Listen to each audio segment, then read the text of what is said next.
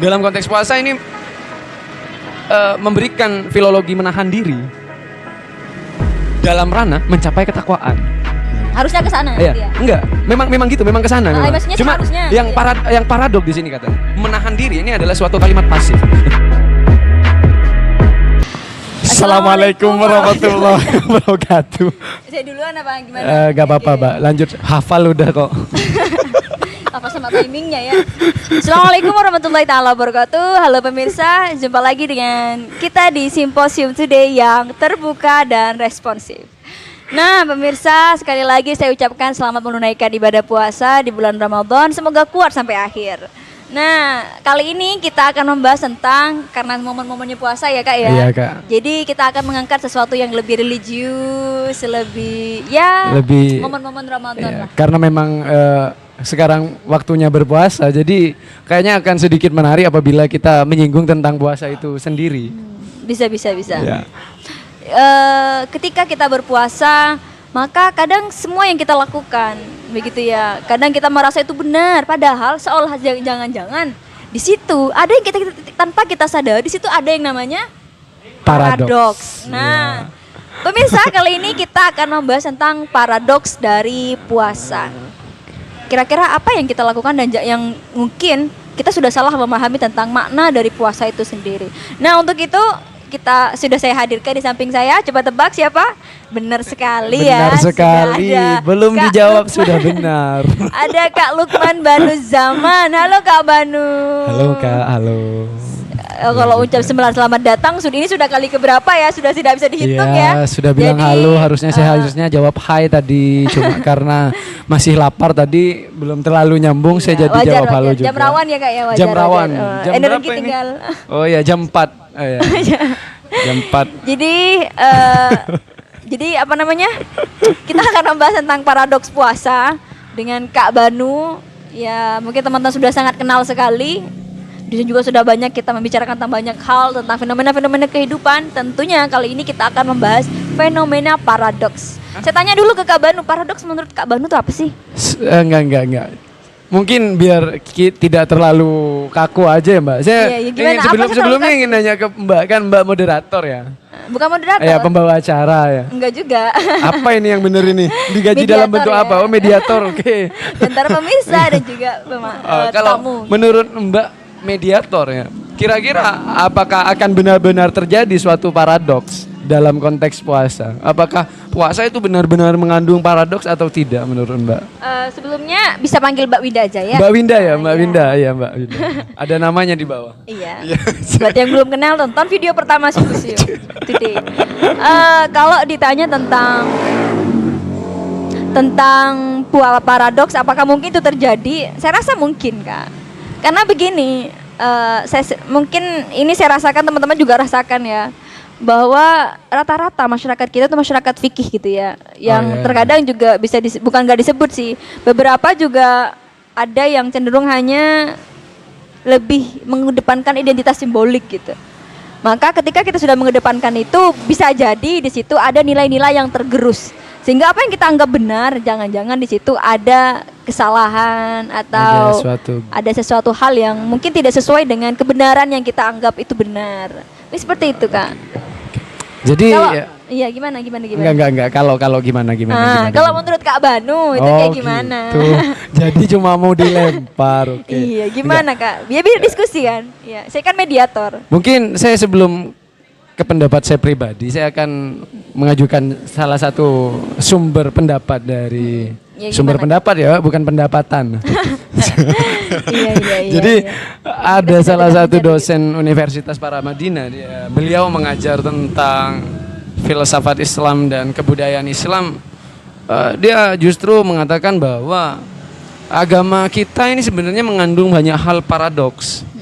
Sebagaimana sederhana untuk hemat dipahami bahwa paradok adalah bertemunya hal yang kontradiksi dalam satu fenomena. Jadi itu dikatakan paradok. Sehingga saat kita mengatakan dalam konteks contohnya anggap di sini hujan. Tidak mungkin dalam waktu hal yang bersamaan kita mengatakan di sini panas. Ini menjadi suatu hal yang paradoks. Nah, itu. Jadi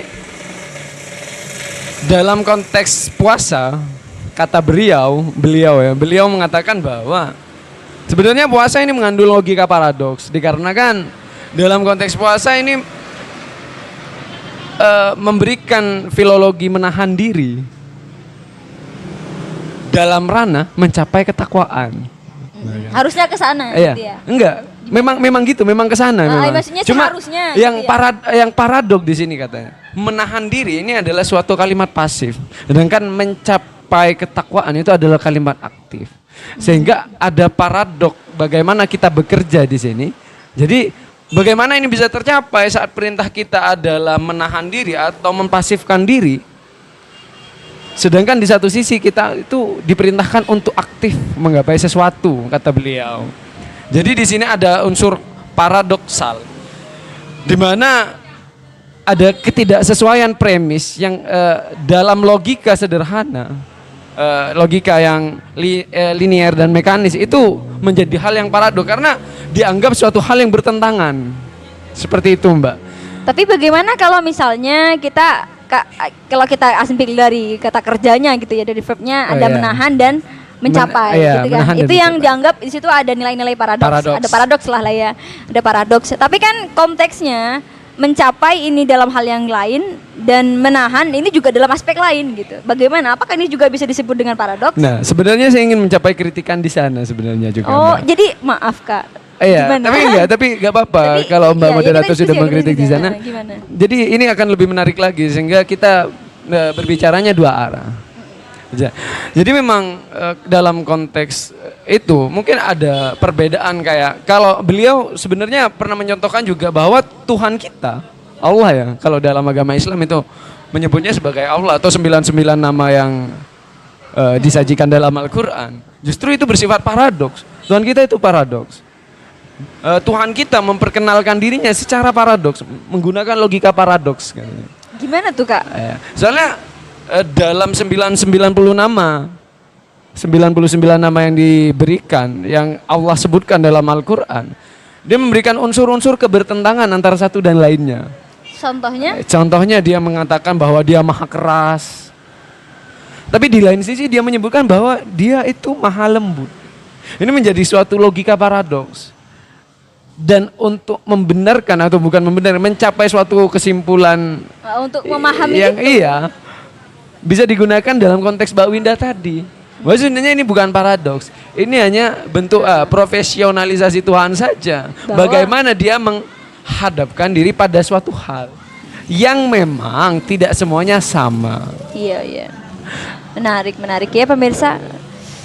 Tapi yang juga jadi kepikiran saya aja Kak ya Kak. Iya. Yang membuat saya kepikiran, apakah paradoks ini sama ketika sama kasusnya dengan dualistik gitu.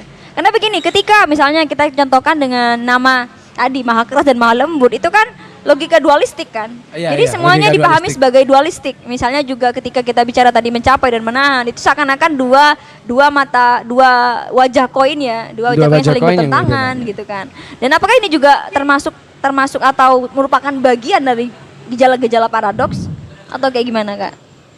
Sebenarnya memang yang menjadikan suatu hal itu mengandung unsur paradoks adalah bahwa logika kita yang mengamini bahwa suatu kebenaran dinyatakan benar-benar benar, itu apabila tidak mengandung unsur yang kontradiktif.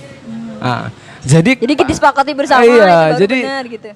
Paradok itu akan timbul saat kita sudah tidak mengakui itu dualistik tadi. Jadi paradoks itu bisa timbul apabila kita mengakui kebenaran tunggal, bahwa dalam suatu kebenaran tidak ada hal yang bersifat kontradiktif antara satu hal yang lainnya. Tapi hal ini sebenarnya juga sedikit paradoks, Mbak. Soalnya dalam kehidupan lebih banyak contoh konkret terhadap paradoks. Kalau saya melihat paradoks dalam logika matematika, logika paradoks yang saya alami secara pribadi ya Mbak ya, nggak pakai logika paradoks orang-orang matematikawan yang di atas itu. Justru karena saya mencontohkan juga nanti yang mendengarkan juga nggak paham, saya pun juga nggak paham yang mencontohkan. Cuma logika paradoks yang sederhana bahwa ilmuwan matematika itu menggunakan lambang-lambang simbol-simbol dalam matematika itu fungsinya untuk mempermudah dalam proses perhitungan. Akan tetapi faktanya saat kita terjun di dalam dunia pendidikan, simbol-simbol itu justru lebih memusingkan para peserta didik dalam memahami matematika. Nah, ini menjadi suatu hal yang paradoks. Tapi enggak juga sih Kak. Menurut saya sendiri sih tidak semuanya itu paradoks. Maksudnya begini, kalau kita bicara misalkan simbol, adanya simbol itu masih menyulitkan. Maka kita kembalikan bagaimana jika tidak ada simbol, bagaimana untuk maksudnya begini, kalau kita bicara matematika ya, karena saya dulu pernah nyempil di Jadi udah beralih ke nyempil di matematika IPA. ini ya. Pernah nyempil di IPA sebentar. Jadi di sana itu misalnya tidak semua perhitungan itu bisa dipecahkan secara sederhana gitu kan ya. Iya, iya. Maka kalau kompleks kita perlu menggunakan simbol-simbol atau algoritma dan lain sebagainya. Maka kalau misalkan pada akhirnya simbol itu menjadi sebuah paradoks, menurut saya itu sesuatu yang terlalu terburu-buru gitu ya. Karena bisa jadi kalau semakin tidak ada simbol itu, bagaimana dengan nasib orang-orang mengenali semua angka-angka yang hampir sama itu gitu kan. Tapi kajian yang utama di sini saya menyampaikan bahwa bukan orang-orang yang memiliki kemampuan di sana, Mbak ya. Kemampuan secara umum. Bagaimana saat saya terjun di dunia pendidikan mengajar anak-anak SD ya misalnya ya. Justru mereka cuma mungkin sederhananya mengajar anak SD itu karena mereka memang tidak ada logika untuk menalar bagaimana simbol itu bisa ditentukan. Mungkin di sana mungkin di paradoksnya. Kadang anak-anak itu lebih mudah memahami logika matematika itu apabila dikatakan secara bahasa sosial. Bukan bahasa matematika. Ya, bahwa anak P adalah Q itu lebih membingungkan mereka daripada mengatakan bahwa Arman memiliki ini, Arman Soal anggap saja cerita P gitu dan ya. ini adalah Q. Itu lebih membingungkan mereka. Ini menjadi paradok tersendiri. Nah, bagi sebagian orang, bagi ya. anak-anak ya yang belum bisa memahami masing-masing perbedaan-perbedaan itu. Apalagi P besar, P kecil masih ada lambang-lambangnya. Lambang-lambang lainnya juga. Luar biasa, Makanya luar biasa. salah satu dosen yang mengajar tentang matematika bisnis pada saat itu, jangan fokus terhadap lambang. Lambang ini bisa kalian ganti apa saja. Nah, sejak itulah mungkin saya bisa memahami bahwa simbol-simbol tertentu itu tidak bersifat paten, hanya saja berdasarkan standar tertentu. Tapi